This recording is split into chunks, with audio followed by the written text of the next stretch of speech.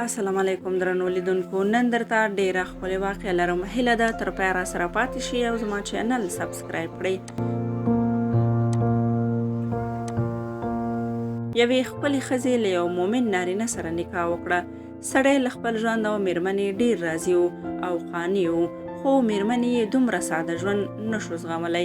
یوه ورځ د میرمنې زغم پای ته ورسید. په غوسناک انداز یې میړه ته وویل: اوس چې ته زما غوښتنو ته پاملرنه نه کوې، خپله وزم او په کوڅو او بازارونو ګرځم تر څو ټول پوه شي چې ته څومره ښکلې میرمن لرې، خو میرمن ته پاملرنه نه کوې. زه سینګار توکي او سره او سپین زر غواړم. سړی د کور دروازه پرانیسته او خپلې ښځې ته یې وویل: ځه لاړه شه هر چېرته چې ځې.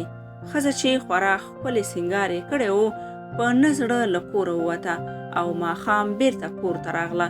سړي په خندا ورته وویل: ښه نو ښار څنګه و؟ لاړې وګرځېدې؟ څه ګټه دې وکړه؟ هېڅ نارینه درته ونه کتل؟ میرمنې په حیرانتیا وویل: ته څه پوه شوې؟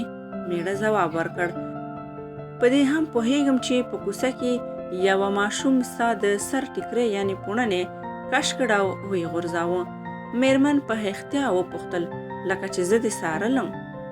میړه له خپلې میرمنې سترګو په سترګو شو او وی ویل: ټول عمر مې هڅه وکړه تر څو د خلکو ناموس یعنې میرمنې او د کورنۍ ښځو ته ونه ګورم. یوازې یو ځل مې په ماشومتوب کې د یوې ښځې پوړنې کش کړې او لرې غورځولی و.